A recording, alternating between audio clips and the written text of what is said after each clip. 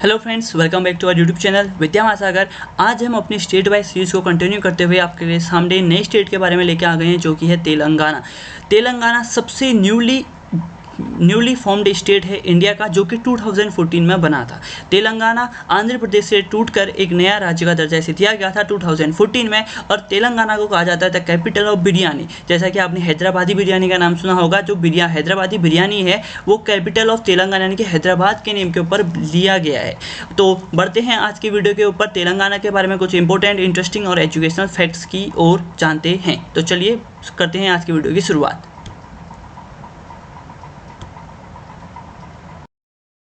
सबसे पहले हम बात करेंगे इंट्रोडक्शन ऑफ तेलंगाना।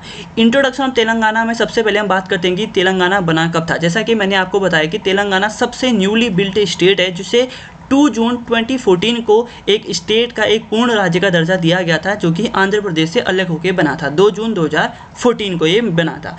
कैपिटल है हैदराबाद, ऑफिशियल लैंग्वेज है तेलुगु, साथ ही साथ जो लार्जेस्ट सिटी है वो भी हैदराबाद ही है, और टोटल नंबर ऑफ डिस्ट्रिक्ट जो तेलंगाना में है वो हैं 33।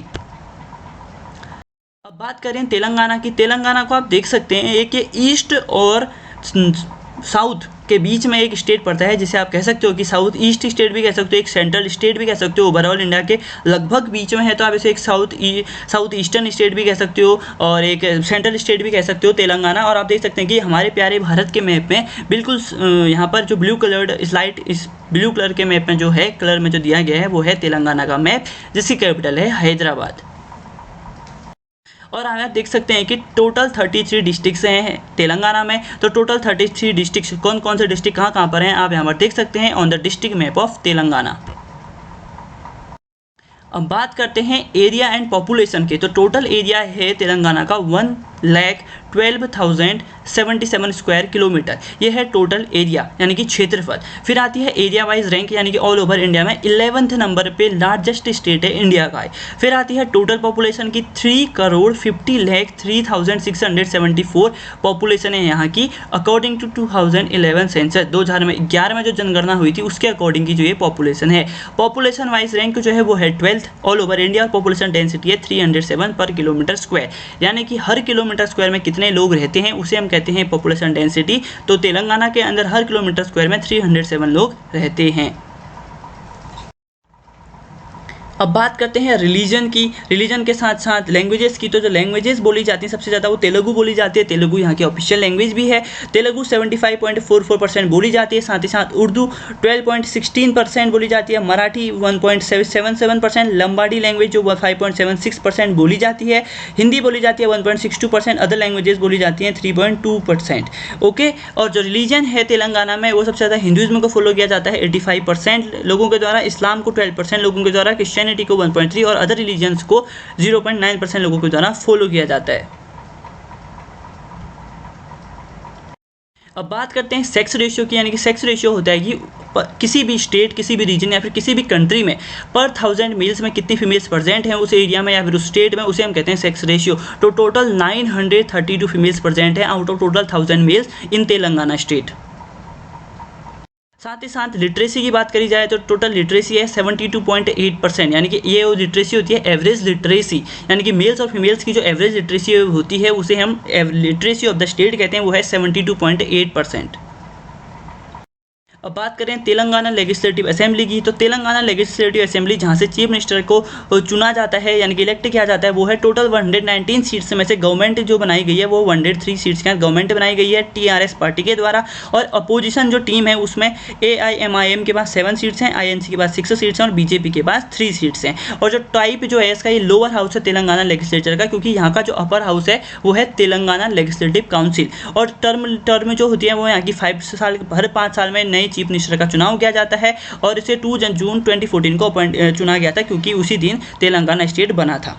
स्पीकर हैं यहाँ के पोचाराम श्रीनिवास रेड्डी जी, डेप्यूटी स्पीकर हैं टी पद्माराव गौड़ जी और चीफ मिनिस्टर हैं के चंद्रशेखर राव जी। और जो लीडर ऑफ अपोजिशन की जो पोजीशन है वो क्या है, वैकेंट है अभी के लिए।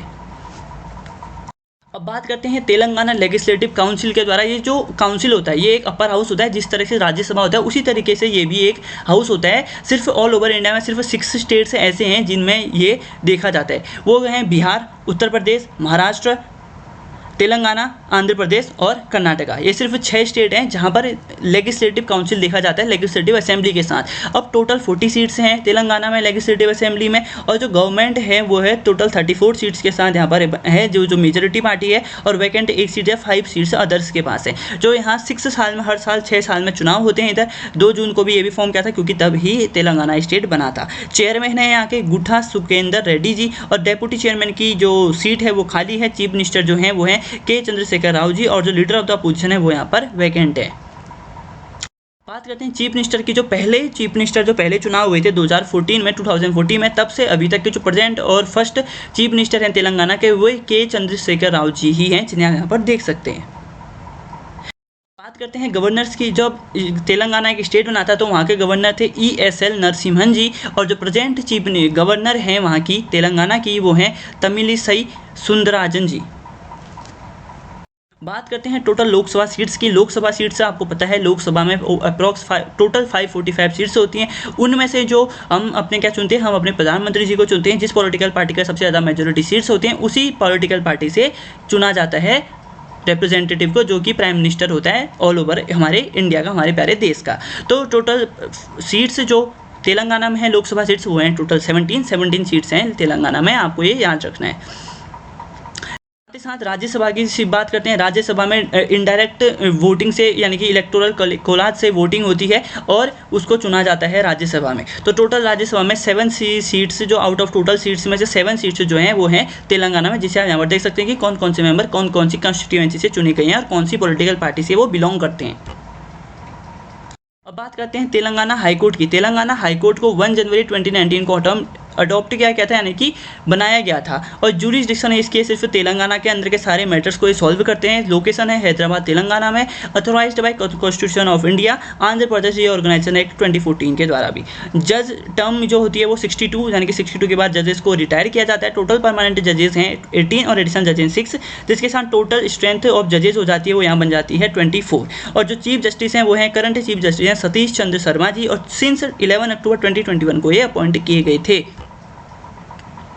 बात करते हैं स्टेट एम्बलम की। स्टेट एम्बलम में आप देख सकते हैं कि जो एम्बलम ऑफ तेलंगाना है वो एक स्टेट एम्बलम होता है तेलंगाना, यानी कि साउथ इंडिया में, ठीक है। और जो आर्म्स ऑफ द ककाटिया काला थोरनम इन द मिडिल, यानी कि आप देख सकते हैं कि यहाँ पर एक ये जो ककाटिया काला थोरनम है इसे बीच में दिखा गया है, and the 4 Minar inside it, और उसके अंदर 4 मीनार को दिखाया गया है बॉर्डर्ड इन ग्रीन, जिसको ग्रीन कलर से बॉर्डर किया गया है गवर्नमेंट ऑफ तेलंगाना लिखकर, ठीक है। ये है स्टेट एम्बलम ऑफ तेलंगाना। करते हैं स्टेट एनिमल की। स्टेट एनिमल को जिंका या फिर चीतल भी कहा जाता है। ये है स्टेट एनिमल तेलंगाना का। बात करते हैं स्टेट बर्ड की, तो लोकल लैंग्वेज में से पाला पिट्टा कहा जाता है, और जो इंडियन लैंग्वेज है यानी कि जो ऑफिशियल लैंग्वेज है उसे इंग्लिश लैंग्वेज में से इंडियन रोलर भी कहा जाता है। ये बर्ड ऑफ द फैमिली कोर्किडेई जो फैमिली है वहाँ से बिलोंग करती है। पाला पिट्टा लोकल लैंग्वेज में और इंडियन रोलर इंग्लिश लैंग्वेज में। बात करते हैं स्टेट फ्लावर की, यानी कि जो स्टेट फ्लावर है वो है तांगेडू। तांगेडू इसे लोकल लैंग्वेज में कहा जाता है, और इंग्लिश में इसको या फिर साइंटिफिक लैंग्वेज में इसे सेना ऑरिकुलेटा कहा जाता है, जो कि एक लेगुमिनस ट्री से मिलता है, और इसे it is commonly known by its local name मेटूरा टी ट्री या फिर एवरम और राना वरा, इनके नाम से इसको जाना जाता है।